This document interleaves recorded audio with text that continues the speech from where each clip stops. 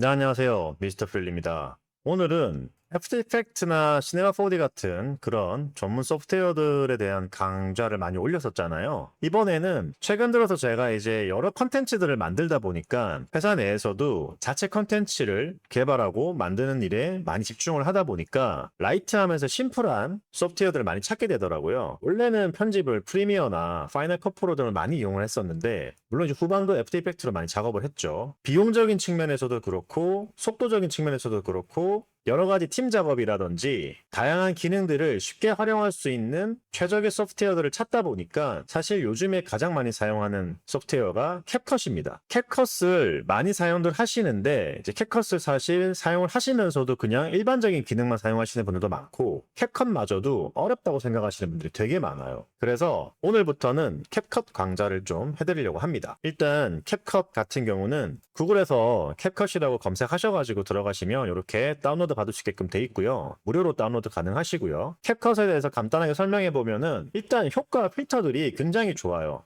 저는 사실 사용하면서 애프터 이펙트보다 좋은 것들도 많다라고 생각을 했거든요. 물론 이제 디테일한 어드밴스드 기능에서는 뭐 애프터 이펙트라든지 프리미어의 어떤 기능들보다는 좀 떨어지긴 하는데 그래도 가성비 대비 효과는 굉장히 좋다. 그 다음에 AI 툴이 사실 이제 어도비 같은 경우는 들어오기 시작한 건데 AI 툴들이 이미 들어와 있기 때문에 좀 활용도도 굉장히 높은 편이에요. 근데 저 같은 경우는 사실 AI 툴을 캡컷에서 사용하지는 않습니다. 몇 가지 사용하는 기능이 있기는 한데 뭐 그런 것들은 나중에 차차 알려드릴 거예요. 바이트 댄스라는 데서 만들었는데 틱톡하고 연동이 잘 돼 있고 틱톡을 쓰시는 분들은 아무래도 캡컷을 쓰시면 좀 더 효율적인 기능들을 많이 사용하실 수가 있습니다. 사실 전문가용이라고 해도 과언이 아닐 만큼 좋은 기능들이 굉장히 많아요. AI 기능들뿐만 아니라 여러 가지 기능들이 프리셋 형태로 많이 포진되어 있기 때문에 굉장히 사용하는 데 있어서 편리하다. 그리고 캡컷 같은 경우는 윈도우뿐만 아니라 맥에서도 가능하거든요. 그래서 파이널 컷 프로 대용으로도 많이 사용하고 계세요, 실제로. 물론 우리가 실무에서 사용하기에는 캡컷 자체가 조금 딸리는 경향은 있어요. 간단한 인코딩이나 디코딩, 그다음 편집 같은 경우는 캡컷이 훨씬 빠르고 간편하기 때문에 종종 사용하기도 하고요. 전문적인 툴이 아니다 보니까 파이널 컷 프로라든지 프리미어라든지 애프터 이펙트보다는 여러 기능적인 면에서 딸리는 부분이 있어요. 불편한 점도 있고. 그렇기 때문에 사실 실무에서 사용한다라고 알려드리는 건 아니고 자체 컨텐츠를 개발 중이시거나 혹은 유튜브 컨텐츠나 틱톡 컨텐츠, 숏폼 컨텐츠나 롱폼 컨텐츠 등을 제작하려고 하시는 분들한테 굉장히 유용한 그런 강의가 될 거라고 생각이 됩니다. 조금 더 영상 툴들을 많이 다뤄본 사람 입장에서 설명을 드리는 거기 때문에 굉장히 유용한 기능들에 대해서 중점적으로 설명을 드릴 거예요. 오늘은 일단 캡컷이 어떤 거며 기본적인 기능이 어떤 게 있는지 그런 것들부터 먼저 살펴볼 겁니다. 그리고 캡컷은 온라인에서도 사용이 가능해요. 근데 온라인 버전보다는 PC용으로 다운로드 받아가지고 사용하시는 거를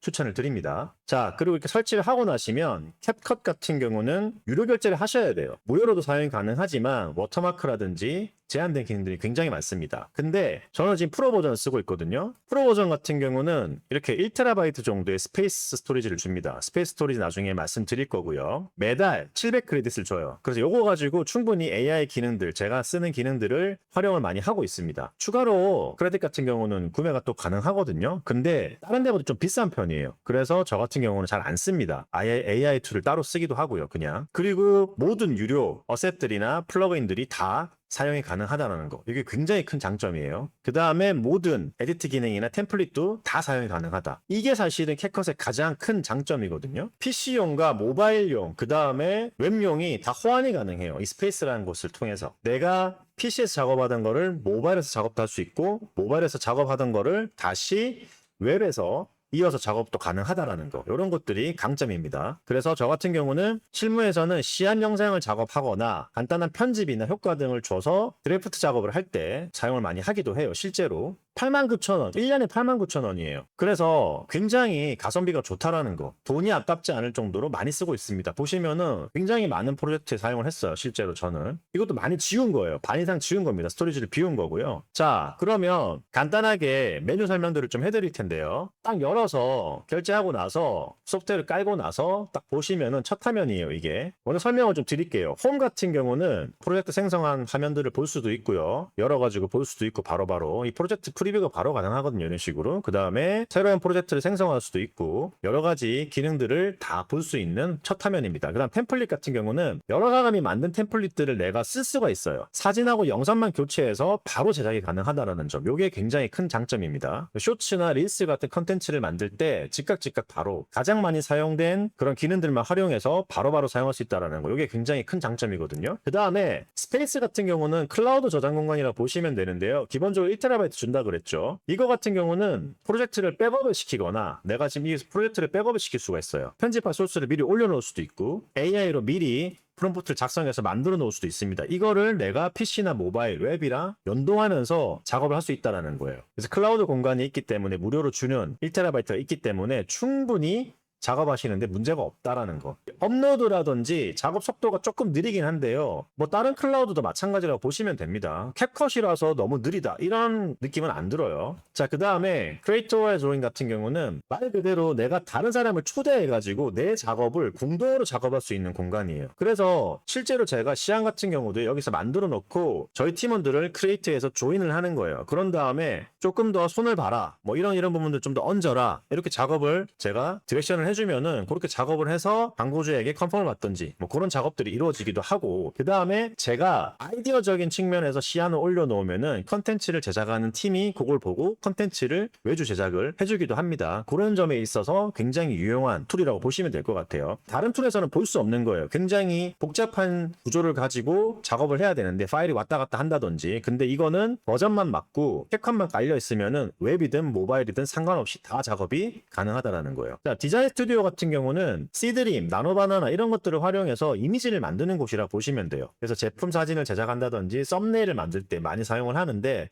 저 같은 경우는 그냥 플로어에서 나노바나나를 사용하든지 GPT를 쓰고 있기 때문에 GPT-2를 그냥 사용하기도 합니다. 그래서 이건 잘 사용하지 않는다. 크리에이트 위드 AI 같은 경우는 AI 영상이나 이미지, 음성, 아바타 이런 것들을 제작하는 곳이라 보시면 돼요. 우리 이제 뭐 제가 많이 쓰는 프리픽, 지금은 마그네픽으로 바뀌었죠. 마그네픽 같은 경우도 이런 기능들을 다 가지고 있는 그런 거라고 보시면 됩니다. 그래서 얘 같은 경우도 뭐 그런 식으로 영상도 만들고 이미지도 만들 수 있는 기능이 자체적으로 들어가 있다. 그 다음에 마케팅 툴 같은 경우는 뭐냐면요, 쉽게 얘기하면은 얘 같은 경우는 광고 영상이나 상품 홍보 영상, 그 다음에 SNS 마케팅 영상 같은 거를 만들 수가 있어요. 그러니까 나노바나나를 모델로 해서 만들 수도 있고, 이걸 가지고 그냥 내가 뭐 이것저것 만들 수 있다라고 보시면 됩니다. 그래서 뭐 쭉 훑어보시면은 요렇게 만드는 거구나, 내가 이미지 하나 가지고 넣으면은 이런 식으로 광고 형식으로 마케팅 이미지들을 만들어주고 마케팅 영상들을 만들어주는 거나 그렇게 보시면 될 것 같아요. 근데 저는 잘 쓰진 않습니다. 그냥 마그네픽에서 다 해결을 해요. 여기서 유료인 게 마그네픽에서는 무료인 것도 있거든요. 그렇기 때문에 마그네픽을 제일 많이 활용을 합니다, 저는. 자, 그 다음에 다시 홈으로 돌아갈게요. 자, 상단 메뉴 보시면 크리에이트 프로젝트, 이건 프로젝트를 생성하는 거라 보시면 돼요. 눌러보시면은 이렇게 프로젝트 생성을 합니다. 굉장히 깔끔하고 직관적인 UI를 보여주고 있죠. 자, X 눌러서 보시면 이렇게 자동으로 생성이 돼요. 얘 같은 경우는 지워줄게요. 자, 비디오 스튜디오 같은 경우는 AI 영상 제작을 하는 곳이라고 보시면 됩니다. 뭐 텍스트 투 이미지, 텍스트 투 비디오, 이미지 투 비디오 이런 식으로 그냥 AI 아바타 같은 걸 만들 때 사용한다고 보시면 되는데, 자, 지금 보시면 이런 식으로 아까하고 비슷한 화면이 뜰 거예요. 여기서 내가 이 프롬프트를 그대로 사용해서 만들 수도 있고, 지금 보시면 이제 뭐 시덴스 2.0 같은 거를 활용할 수 있다고 돼 있죠. 근데 약간 업데이트가 좀 느린 편이고, 그 다음에 몇 번 테스트를 해봤는데 품질이 그렇게 좋지는 않아요. 그래서 저 같은 경우는 마그네픽을 활용을 한다. 캡컷에서 AI 툴을 활용한다라고 보시지 마시고요. 좀 더 쉽게 간편하게 빠르게 템플릿들을 활용한다라고 생각하시는 게 훨씬 더 좋습니다. 다양한 컨텐츠를 만들 때 쉽고 간편하게 품질이 높은 퀄리티가 좋은 영상들을 만들 수 있다라고 보시면 돼요. 자, 그 다음에 레코드 스크린 같은 경우는 화면 녹화하는 거예요. 화면 녹화. 그러니까 게임 녹화하거나 강의 녹화하거나 웨브사이트 녹화하거나 우리 이런 튜토리얼 녹화할 때 쓰는 거거든요. 지금 같은 경우는 저는 OBS를 활용을 하는데 얘 같은 경우는 활용을 해도 레코딩이 가능하다라는 거예요. 스타트 레코딩을 하거나 마이크 세팅해주고 비디오 세팅해주고 해서 세팅을 해볼게요. 자, 이렇게 제 얼굴이 뜨죠. 간단하게 작업이 가능한 겁니다. 여러분들이 OBS 깔 필요 없이 바로 그냥 레코딩이 가능하다, 이런 것도 굉장히 좋은 거예요. 다른 프로그램을 깔 필요 없이 요거 하나 가지고 그냥 다 해결이 가능하다라는 거거든요. 자,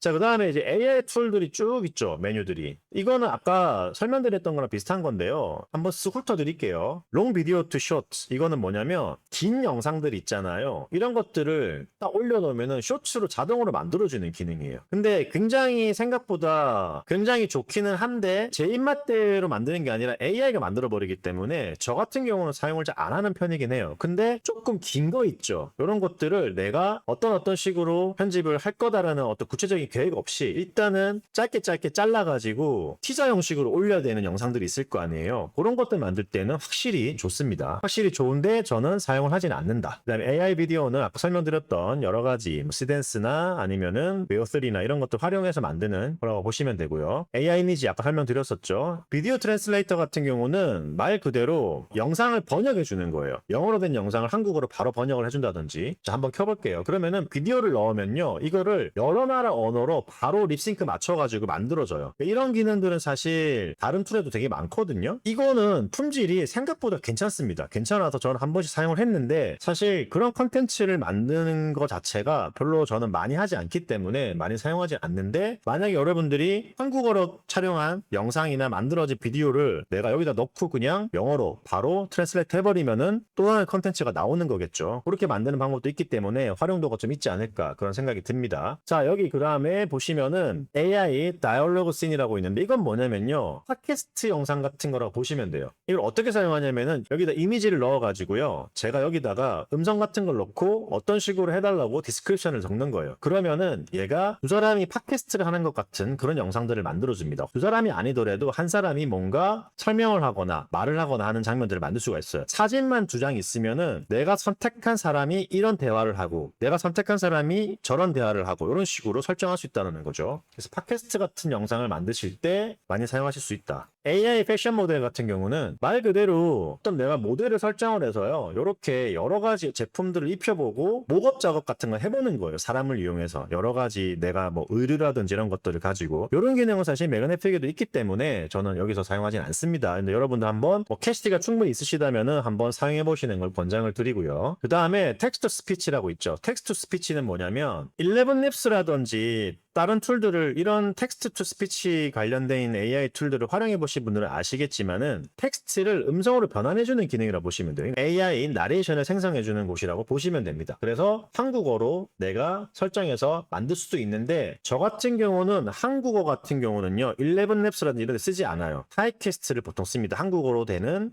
음성 같은 경우는 타입캐스트에도 AI 기능이 들어와 있기 때문에요, 기본 페이 말고 조금 높은 버전으로 하면은 AI에도 감정을 실을 수가 있어요. 그래서 굉장히 자연스러운 결과물을 낼 수도 있거든요. 그렇기 때문에 이런 데서 저는, 외국어 버전으로 돼 있는 데서 저는 한국어 버전을 만들진 않아요. 근데 이런 데서 영어라든지 이런 버전으로 만들 때, 그리고 여러분들이 많이 들어봤던 사람들, 영어로 되어 있는 성우들 중에서 그런 것들 만들 때는 굉장히 좋은 기능이라고 보시면 될 것 같아요. 인핸스 퀄리티 같은 경우는 업스케일 기능이죠. 근데 기본적으로 인핸스 퀄리티 같은 경우는 여기 프로젝트 안에서도 개선이 가능해요. 썩 좋진 않습니다. 예전에는 한번 제가 설명을 드렸었는데요, 팟스가 아닌 바에야 다른 것들은 다 비슷비슷하다고 보시면 돼요. 계산을 해버리면은 노이즈가 뭉개지고 뿌옇게 나오든지 아니면은 뽀샤시하게 나오는 그런 기능들로 나오거든요. 이것도 마찬가지입니다. 그래서 약간 기본적인 시안용으로 만드는 것에서 내가 저화질 영상을 고화질로 바꾸는 그런 기능들은 괜찮은데요, 정말로 우리가 광고라든지 4K 이상의 8K 막 이런 영상에서 노이즈한 리얼한 느낌까지 다 살리면서 해야 된다 그러면은 톱파즈를 활용하시는 것을 적극 추천드리고, 톱파즈 같은 경우는 개별적으로 톱파즈 사이트에서 결제하셔가지고 사용하시는 걸 추천드릴게요. 다른 툴에서 사용을 하시게 되면은 좀 더 비쌉니다. 오토 컷아웃 같은 경우는 눕기 딸 때 사용하시는 거예요. 근데 이거는 여기 프로젝트 영역 안에서도 활용이 가능한 거기 때문에 다음에 보여드리도록 할 겁니다. 자, 여기 보시면은 이런 것들은 이제 프로젝트 검색하는 기능, 그 다음에 여기는 이제 뭐 보기 아이콘 어떻게 바꿀 건지, 리스트로 볼 건지 그리드로 볼 건지 설정하는 거고요. 트래시 같은 경우는 내가 선택한 프로젝트를 지우거나 하는 기능인데 우측 마우스 버튼 클릭하셔가지고 지우셔도 됩니다. 그 다음에 여기 프로젝트 싱크 같은 경우는 프로젝트를 수동으로 동기화하는 기능인데요, 턴온을 시키면은요 프로젝트가 날아가거나 할 수 있잖아요. 만약에 이게 컴퓨터가 제가 포맷이 돼버리거나 하면은, 그런 경우에 이제 프로젝트나 이런 파일들을 동기화 시켜주는 그런 기능이라고 보시면 되거든요. 지금 여기 있는 모든 파일들이 3점 몇 개가 된다는 거예요. 그래서 지금 이렇게 프로젝트들을 동기화 시키고 있고요, 여기다가 저장을 하고 있는 거예요. 그래서 클라우드에 담아놓기 때문에 다 지우더라도 이 클라우드에는 계속 저장이 되고 있는 거죠. 근데 동기화를 시켜놓으면은 필요 없는 것들이 계속 지워야 될 수도 있고 계속 동기화를 하다 보면은 좀 느려지는 경향도 있더라고요. 그래서 저는 사용을 하진 않는데 혹시라도 오토세이브 기능이 필요하시면은 이렇게 동기화를 시켜놓으시면 됩니다. 지금 동기화되어 있는 걸 만약에 끄고 싶으신 분들, 사용하기 싫으신 분들은요, 여기 스페이스 들어가셔서 이쪽에 보시면은 이렇게 클라우드 아이콘 보이시죠? 클릭하십니다. 그런 다음에 오토 업로드 매니지 들어가세요. 여기서 오토 싱크를 끄시면 돼요. 그냥 이렇게 세이브 해놓을게요. 세이브하고 이렇게 된 것들은 그냥 삭제를 해주셔도 됩니다. 이렇게 해가지고 한 번에 휴지통으로 버리셔서 삭제를 하셔도 돼요. 자, 그래서 기본적으로 이 첫 화면에 나오는 모든 기능에 대해서 설명을 다 드렸고요. 그래서 다음 시간에는 여기 세팅에 대해서 설명을 좀 드릴 겁니다. 안 건드리셔도 되는데 건드려야 되는 것들도 있고 그 다음에 알고 넘어가야지 내가 나중에 뭔가 잘못했을 때 수정이 가능하잖아요. 그래서 이런 기능들 사실 제가 애프터 이펙트 수업할 때나 시네마 4D 수업할 때도 이런 세팅에 대해서 설명을 좀 많이 드렸었거든요. 이런 것들을 아셔야지 그래서 내가 작업을 했을 때 뭔가 잘못됐을 때 가장 먼저 건드려 되는 부분들이 이런 세팅들이기 때문에 세팅에 대해서 설명을 드리려고 하는 겁니다. 자, 영상을 제작을 하거나 영상을 업으로 생각하고 일을 하고 계신 분들 중에서 자체적인 컨텐츠를 종량화해서 제작하고 싶으신 분들이 되게 많을 거예요. 회사를 하시거나 개인이시거나 그럴 때 비싼 툴로 사용을 하기보다는 정말 필요한 기능들만 가지고 있는 이런 캡컷 같은 세컨더리 툴 가지고도 충분히 활용이 가능하기 때문에 초보자들이나 아니면은 저처럼 영상을 좀 오래 하셨던 분들 중에서 캡컷을 무시하고 계셨던 분들한테도 도움이 되는 좀 더 유익할 수 있는 그런 튜토리얼들로 찾아오도록 하겠습니다. 다들 수고 많으셨고요. 다음 시간에 또 뵙도록 하겠습니다. 감사합니다.